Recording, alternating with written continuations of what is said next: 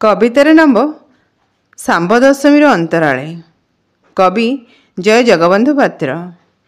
जहाँ अनुरोध रे कवितार पठन करने जाऊँगी सी हेले सम्माननीय त्रिलोचन महाराण महोदय।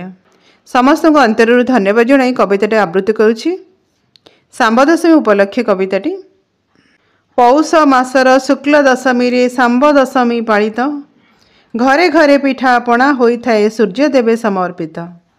हिंदू किंवदंती अनुसार अछि गोटिए सुंदर कथा, अवलोकन करिले एहाकु मिलिब उचित शिक्षा। श्रीकृष्ण पुत्र अटंती तो सांब, माता थिले जाम्भवती, अष्टपाटवंशी मानक मध्यरु जाम्बती तो अटंती। सांब थिले अति रूपवान और आचरण रे कामुक, शांतशिष्ट तांको स्वभाव नथिला, थिले से उच्छृंखलित। लोह मुसळ को मुनिक उदरे पुरायण उपहास, मुनिंकर अभिशाप पड़ी से जदुवंश हेला ध्वंस। सांबंक चरित्र सुधार निमंते देवर्षिंक उपदेश, चरित्र सुधार नहिला से नारद हेले निराश। उचित शिक्षाटे देवा पाई तांकु पांचिले उपाय एक, विहार पाई कि श्रीकृष्ण एकदा गले गिरी रैवतक।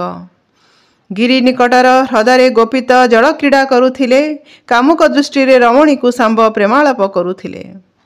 गोपांगना माने सांबंकर एही रूपरे आकृष्ट होई, सांबंकर एही आचरण शीघ्र कृष्ण को देले जणाई। श्रीकृष्ण सेठारे पहुंची देखिन पुत्रर कु आचरण, क्षुब्ध होई साप देले तांकु कुष्ठ रोगे तु रूप फलन। सांब कुष्ठ रोगे पीड़ित होइन नारद कले प्रार्थना, मैत्र वनरे आरोग्य निमंत कले सूर्य उपासना। कोणार्कर उपकूले सांब 12 वर्ष तपस्या करिले, तांको तपस्या प्रसन्न होइन कुष्ठरोग मुक्ति देले। शाकदीपर ब्राह्मण करिले सूर्यंक वेदी स्थापन, सेही दिन पौष शुक्ल दशमी सांब दशमी जान।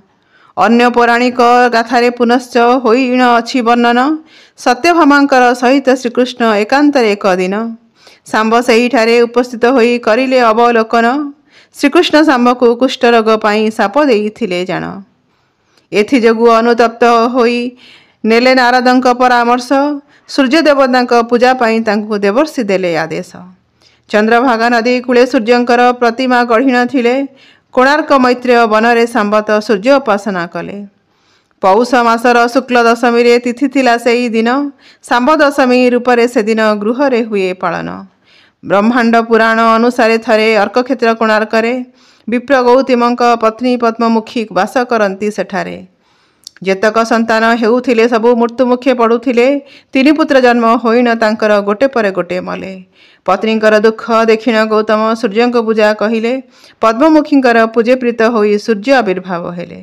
पौष मासर शुक्ल दशमी रे व्रत पालन करिले, व्रतर समस्त विधि और विधान स्पष्ट भावे कहीदेले। एही व्रत कले निसंतान जीए करिथाए पुत्र लाभ, अकाल मृत्यु संतान न होई गृहरे मंगल हेब। विप्रपत्नी एही व्रत कला परे दीर्घायु संतान पाइले, एकथा देवर्षि नारद जाइकी रुक्मिणी की कहीदेले।